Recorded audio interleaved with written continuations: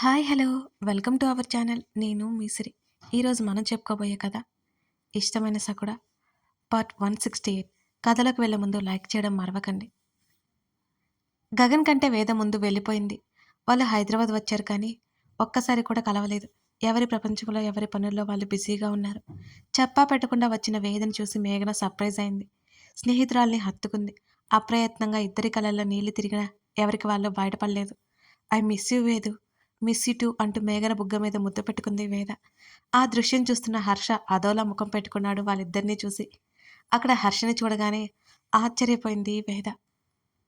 హర్ష అని ఉత్సాహంగా అతని దగ్గరికి వెళ్ళబోయి కూడా ఆమె చివరి నిమిషంలో తమాయించుకొని నెమ్మదిగా అడుగులు వేసింది. చిచి, రోడ్డు మీదేంటి? వాళ్ళిద్దరిని ఏడిపించడానికి అన్నట్టు అన్నాడు హర్ష. చాలే ఆపు, ఎలా ఉన్నావు? వేద అతన్నే కల్లారా చూసుకుంటూ అడిగింది. చాలా హ్యాపీగా ఉన్నాను, తాపీగా చెప్పాడు హర్ష. ఉంటావు. ఎందుకుండవు? నేను లేకపోతే నేను బాగానే ఉంటావులే.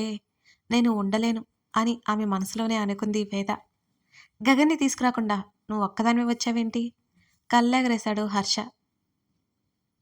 సార్ ఎప్పుడొస్తారో తెలీదట అన్నది వేద పెదవి విరుస్తూ. నువ్వేంటి సడన్గా? వేద అడిగింది.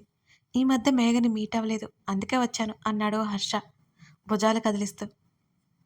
అవును, ఏమైపోయావు? మేఘన అడిగింది. సోలో ట్రిప్ అన్నాడు హర్ష. ఇక ఇద్దరు ఏం మాట్లాడలేదు. హర్షన్ లోపలికి పిలిచారు కానీ అతను వెళ్ళలేదు. మళ్ళీ కలుస్తానంటూ అక్కడి నుంచి వెళ్ళిపోయాడు.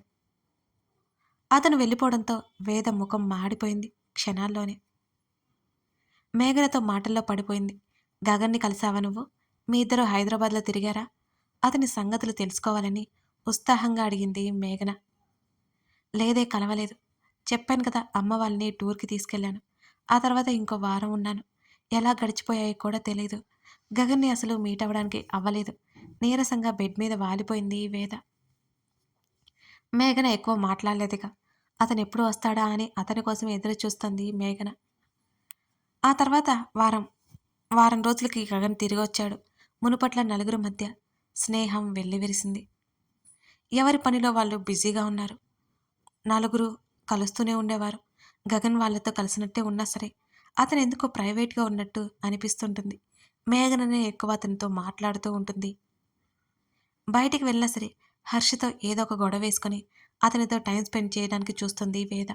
వాళ్ళిద్దరి గొడవకి గగన్ విసుక్కుంటూ దూరంగా ఉంటే అతనితో మాట్లాడుతూ ఉంటుంది మేఘన. అది వాళ్ళిద్దరి మధ్య ఎప్పుడూ ఉండేది. వాళ్ళిద్దరి మధ్య ఎన్ని మాటలు దొరికినా అతని పర్సనల్ వరకు మేఘన వెళ్ళలేకపోయింది. అప్పుడప్పుడు అతనిచ్చే ఎమోషనల్ సపోర్ట్కి మేఘనకి అతనంటే ఇంకా ఎక్కువ ఇష్టం, గౌరవం పెరగసాగాయి. అతను తనతో టైం స్పెండ్ చేస్తున్నాడంటే తనంటే అతనికి కూడా ఇష్టమే అని మేఘన అనుకుంది. అతను త్వరలోనే తన ప్రేమ గుర్తిస్తాడని మేఘన మనసులో ఆశ చిగురిస్తోంది. హర్ష ప్రాక్టీస్కి వెళ్ళినప్పుడు, వేద కాలేజీకి వెళ్ళినప్పుడు గగన్ని ఎక్కువ కలుస్తూ ఉండేది మేఘన. అతను పనిలో ఉన్నా సరే ఎదురుగా కూర్చొని ఏదో పనిలో ఉన్నట్టు అతన్నే చూస్తూ కూర్చునేది. అతను అవన్నీ పట్టించుకునేవాడు కాదు. పట్టించుకున్న తన దగ్గర చెప్పట్లేదని మేఘన లోపలే అనుకునేది. మరో 2 సంవత్సరాలు గడిచిపోయాయి. మేఘన బిజినెస్ స్కూల్ నుంచి బయటకు వచ్చేసింది. తన పిన్ని బాబాయ్ ఇంటికి రమ్మని, వ్యాపారాలు చూసుకోమని అడుగుతున్నా ఆమె వెళ్ళలేదు. అప్పటికే ఆమెకి బాధ్యతల మధ్య చిక్కుకోవడం ఇష్టం లేదు. ఉన్న మనశ్శాంతి పోగొట్టుకోవడం అస్సలు ఇష్టం లేదు. ఆమె అక్కడే ఉద్యోగం వెతుక్కుంది. అంతకుముందు గగన్ లాస్ అయినా అతని ప్రాజెక్ట్ సక్సెస్ అయిపోయింది. అతను లాస్ అయినప్పుడు ఎలా ఉన్నాడో సక్సెస్ అయినప్పుడు కూడా అలాగే ఉన్నాడు. ఆ విషయం మేఘన గమనించింది. వారి నలుగురిలో ఎవరి స్పెషల్ డే అయినా నలుగురు సెలబ్రేట్ చేసుకోవడం బాగా అలవాటైపోయింది. 1 సంవత్సరంన్నర తర్వాత అందరూ ఇండియా వెళ్ళాలని డిసైడ్ అయిపోయారు. ఈసారి మేఘన కూడా వాళ్ళతో పాటు పయనమైంది. ఈ కాల వ్యవధిలో హర్ష అంటే ఏంటో పూర్తిగా అర్థమైపోయింది వేదకి. అతను దేన్ని సీరియస్గా తీసుకోవడానికి కూడా అర్థమైంది. అతనికి ఆవేశం ఎక్కువ. తన ప్రేమను నేరుగా చెప్పకపోయినా ఎన్నో విధాలుగా అతనికి చూపించినా అతనికి చేరలేదు. ఆ విషయం వేదని లోపల బాధ పెట్టసాగింది. వేద బయటపెట్టలేదు. ఎప్పట్లా అలాగే ముఖం మీద చిరునవ్వు చెరగలేదు. మరో 6 నెలల్లో ఆమె చదువు అయిపోతుంది. మరోవైపు మేఘన పరిస్థితి అలాగే ఉంది. ఆమె గగన్ని ఎంతగా ఇష్టపడుతుందో ఆమెకే అర్థమైంది. అతని తన ప్రేమను తెలుసుకున్నాడా లేదా మేఘనకి అంతుపట్టడం లేదు. పెద్ద విషయం అయిపోయింది. అతను దగ్గరగా ఉన్నట్టే ఉంటాడు. అంతలోనే దూరమైపోతున్నట్టే ఉంటాడు. అతని మనసులో ఏముందో తెలియలేదు. పూణే దగ్గర కొన్ని ప్లేసెస్ తిరిగారు నలుగురు. వారి స్నేహం రోజురోజుకి బలపడిపోతోంది. ఆ పచ్చదనం, ఆ చెట్లు, వర్షపాతంతో నెలకొన్న ఆ వాతావరణం చూస్తుంటే మనసంతా హాయిగా ఉంది. ఓనాడు అందరూ ఆ చుట్టుపక్కల ప్రదేశాలు చూడ్డానికి వెళ్లారు. హర్ష ఫోను మాట్లాడుతూ ముందుకు వెళ్ళిపోతుంటే అతని వెంట పరుగు పెట్టింది వేద. గగన్ వాళ్ళు వెళ్ళిపోయారు. మేఘన కంగారుగానే ఉంది వాళ్ళ విషయంలో. వాళ్ళేమైనా చిన్నపిల్లలా తప్పిపోవడానికి ఎక్కడికి వెళ్ళినా హోటల్‌కి వెళ్ళిపోతారులే అంటూ ముందుకు నడిచాడు గగన్. అక్కడికి వచ్చినందుకు గుర్తుగా ఫోటోలు తీసుకుంటోంది మేఘన. అతనికే తెలియకుండా ఎన్ని ఫోటోలు తీసిందో. అతని పర్మిషన్‌తో మరికొన్ని తీసుకుంది. అతను చుట్టూ గమనిస్తున్నాడు అంతే. కొంతమందికేమో ఆ జ్ఞాపకాలు, ఆ మధుర స్మృతులు మనసులో దాచుకోవడం ఇష్టం. మరికొందరికి ఫోటోల రూపంలో భద్రపరుచుకోవడం ఇష్టం. ఈ ఇరు రకాల వ్యక్తులు చేసేది ఒకటే. ఆ అనుభూతిని 2 రకాలుగా పొందడం అంతే. హర్ష ఫోన్ పెట్టేసి వెనక్కి తిరిగి చూశాడు. ఆ చెట్ల మధ్య నెమ్మదిగా నడుచుకుంటూ వస్తోంది వేద. ఆమె చున్నీ ఓ గులాబీ మొక్కకి చిక్కుకుపోయింది. అది తీయడానికి ఆమె అవస్థలు పడుతుంటే మళ్ళీ వెనక్కి నడిచాడు హర్ష. నేను తీస్తానుండు. ఆమె చేతులు తప్పించి మెల్లిగా తీయడం మొదలుపెట్టాడు. అతను కాస్త గట్టిగా లాగడంతో చున్నీ చిరిగిపోయింది. చున్నీ పైకి ఎత్తి ఆ రంధ్రం నుంచి అతని వైపు రోషంగా చూసింది. హర్ష వస్తున్న నవ్వుని ఆపుకున్నాడు. ఏమైనా అంటే రాక్షసిలా మీద పడుతుంది. ఇప్పుడు నవ్వితే ఇంకేమైనా ఉందా అనుకున్నాడు. అంతా నీ వల్లే హర్ష.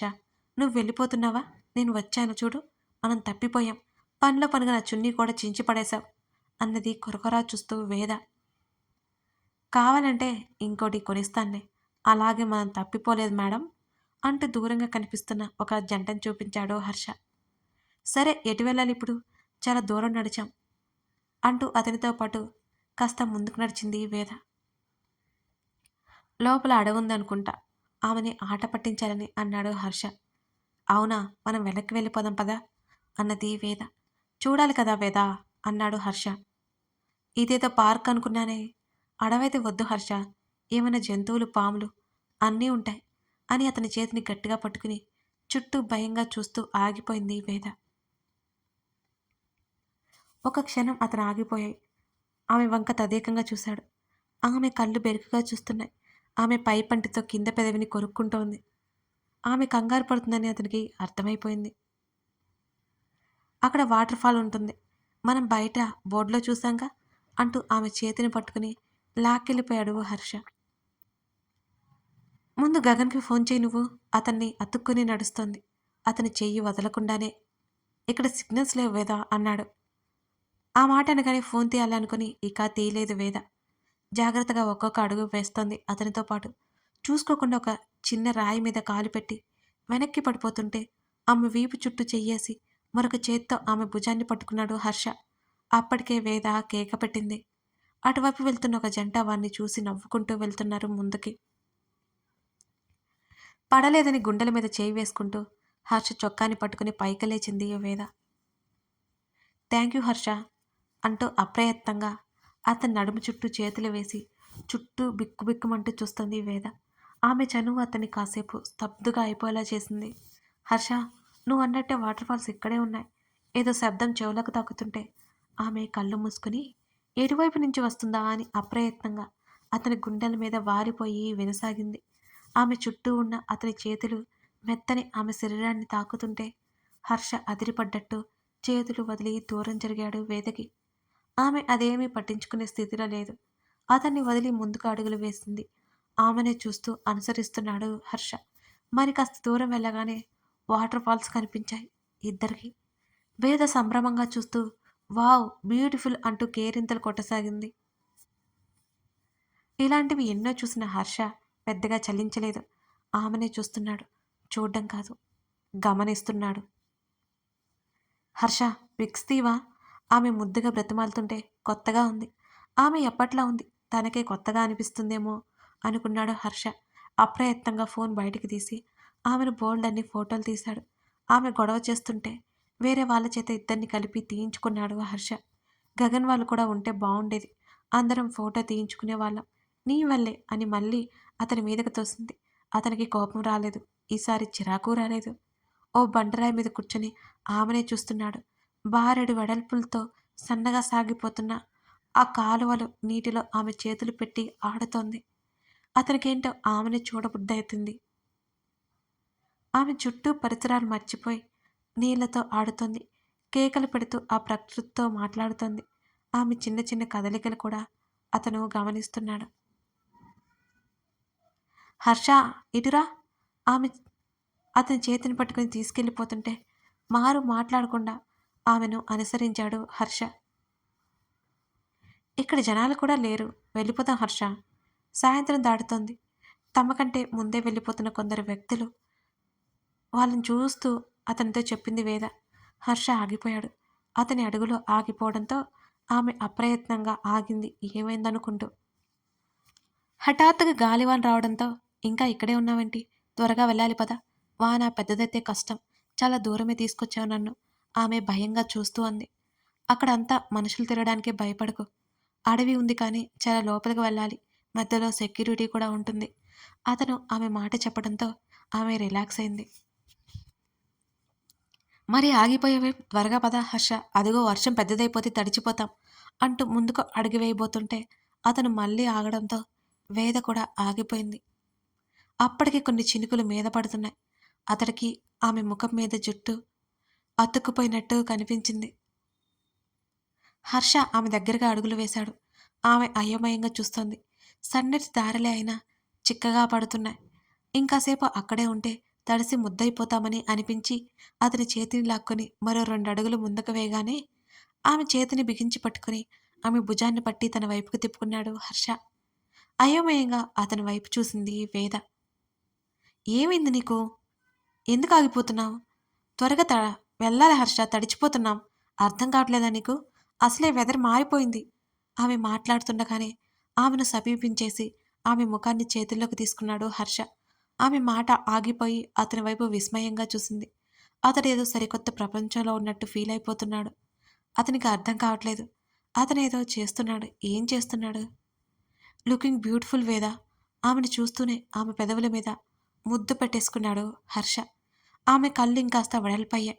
ఒకలాంటి షాక్లోకి వెళ్ళిపోయినట్టు నిశ్చలంగా నిలబడి ఉంది వేద.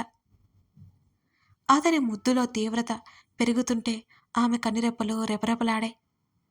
వానజల్లు దాటికి ఆమె స్పృహలోకి వచ్చినట్టుగా ఆమె 2 చేతులు అతని ఛాతీ మీద పెట్టి బలవంతా ఉపయోగించి వెనక్కి తోసింది వేద. ఇహలోకంలోకి వచ్చి పడ్డాడు హర్ష. తన వైపే చూస్తున్న వేదను చూసి అతనేం చేశాడో అర్థమై షిట్ అంటూ నుదురుద్దుకున్నాడు. వేద చప్పున వెనక్కి తిరిగి అక్కడి నుంచి పరిగెత్తింది. అతను 2 చేతులతో జుట్టులోకి పోనిచ్చుకుని కీచుగా అరిచి వేద స్టాప్. అతను అరుస్తూనే ఆమె వెంట పరిగెత్తాడు. ఇప్పటికే ఆమె చాలా దూరం వెళ్ళిపోయినట్టుంది. వర్షం జోరందుకుంది. అతను వేగంగా పరుగు పెట్టాడు. అక్కడెక్కడో దూరంగా వేద డ్రెస్ కనిపించింది. ఆమె నలుపు రంగు చున్నీ రెపరెపలాడుతోంది. మరి కాస్త వేగంగా పరుగుపెట్టాడు హర్ష. అతను పిలిచాడు. ఆమె వెనక్కి తిరిగి చూన్నే లేదు. వేదా అతను పిలుస్తుండగానే అక్కడ ఒక క్యాంటీన్ కనిపించింది. తను ఇందాక వచ్చిన దారి ఇదే. అక్కడ కొంతమంది జనం కూడా ఉన్నారు. వర్షం దాడికి అందరూ తలదాచుకున్నారు. వేద కోసం అతని కళ్ళు వెతికాయి. ఆమె కనిపించకపోవడంతో అతను అక్కడ ఉండకుండా వేద కోసం వెతుకుతూ హోటల్ దారి పట్టాడు హర్ష. ఈ వెదర్ చాలా బాగుంది కదా గగన్.